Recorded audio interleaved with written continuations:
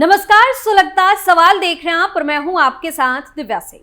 PM Modi के एक खतरनाक ट्वीट ने दुनिया को हिला कर रख दिया है। न सिर्फ बड़े बड़े नेता अपना बोरिया बिस्तर लेकर भाग रहे हैं, बल्कि घोटालेबाजों के तो पसीने ही छूट गए हैं। इसी बीच आयकर विभाग ने राहुल गांधी के चहेते कांग्रेस सांसद धीरज साहू के ठिकानों से ऐसी चीजें बरामद की है जिसे देख अधिकारी भी दंग रह गए, क्योंकि धीरज साहू से जुड़ी कंपनियों के कमरे खोलते ही नोटों का पहाड़ मिला। 300 करोड़ से ज्यादा की रकम अभी तक जब्त की जा चुकी है, लेकिन खजाना मिलना बंद नहीं हुआ है। गिनते गिनते अधिकारी भी थक चुके हैं। यह खबर सुनते ही पीएम मोदी भी हैरान रह गए। घोटालेबाजों की हरकतों से गुस्से से लाल हो गए। ऐसे में अब पीएम मोदी ने ट्वीट कर देश में सनसनी फैला दी है और जनता को एक और गारंटी दी है।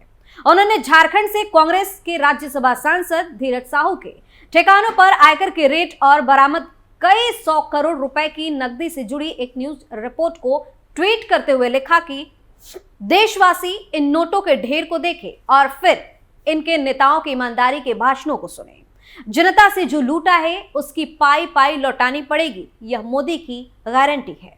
तो अब पीएम मोदी की इस गारंटी को समझ जाइए। अब एक्शन होगा और घोटालेबाजों के घर में घुस घुस कर होगा। ना धन कुबेर बचेंगे, ना ही उनके घरों में रखा काला धन बचेगा। सबसे बड़ी बात तो यह है कि पहली बार पीएम मोदी ने काले धन की जब्ती पर कोई ट्वीट किया है। चेतावनी के साथ साथ जनता को संदेश भी दिया है।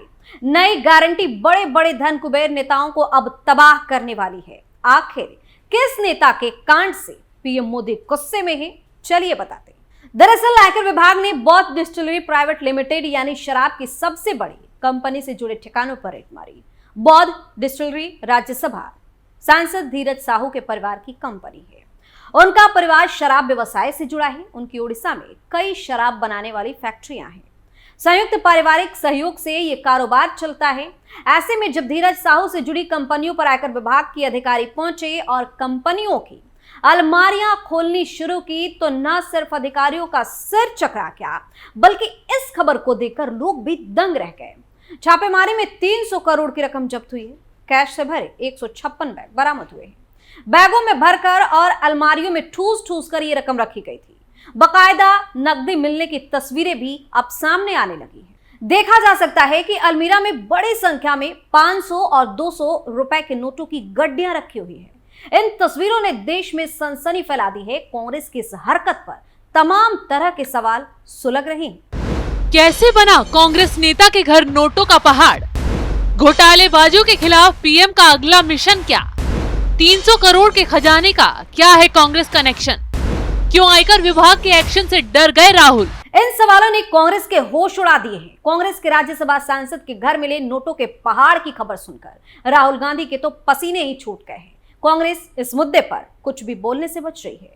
मुंह छिपा कर भाग रहे हैं, क्योंकि ये वही लोग हैं जो ईमानदारी का ढोल पीटकर बीजेपी को घेरते हैं और कहते हैं कि आयकर विभाग, ईडी, सीबीआई बेवजह विपक्ष के नेताओं को परेशान करती है, साजिश के तहत इन्हें फंसाने की कोशिश करती है।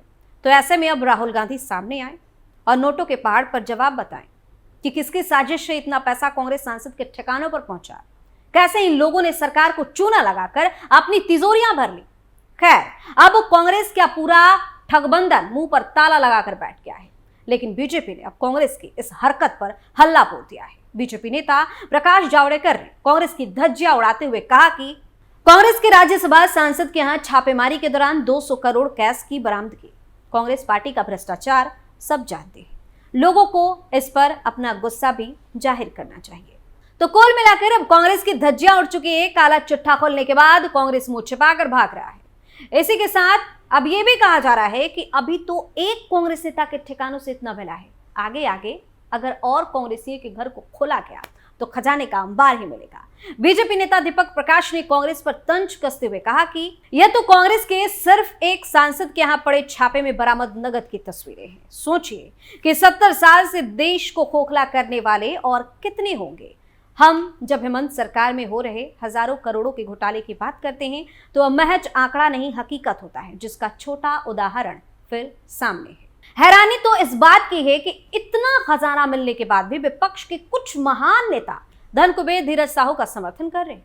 ऐसे बचाव कर रहे हैं जैसे कि ना जाने ये पैसा किसकी मिली भगत से इकट्ठा हुआ था। खैर, अब रडार पर सिर्फ कांग्रेस नेता की तिजोरी ही नहीं, बाकी और नेता भी आके हैं। वहीं हेमंत के मंजी साहू के समर्थन में कह रहे हैं कि वो तो शराब का कारोबार करते हैं। शराब व्यापार का मतलब आमतौर पर नगद व्यापार होता है।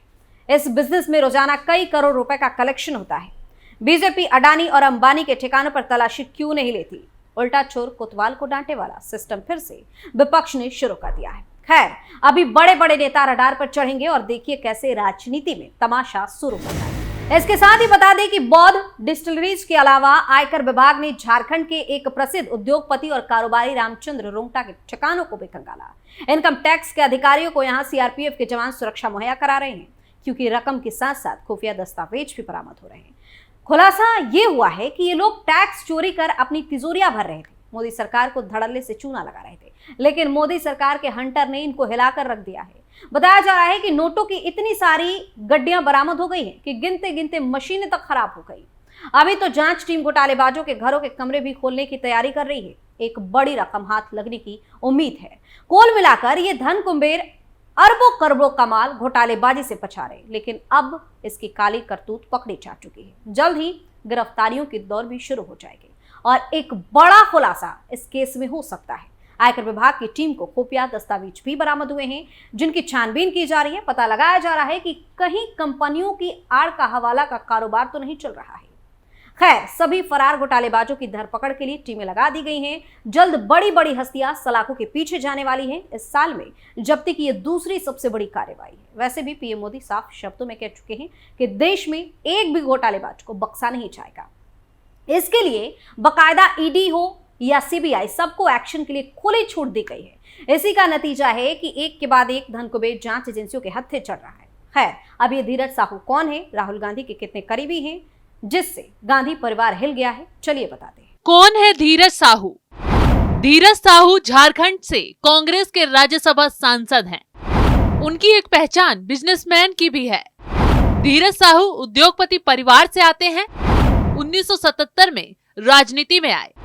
1978 में जेल भरो आंदोलन के दौरान सक्रिय रहे। साल 2009 में पहली बार राज्यसभा सांसद बने थे।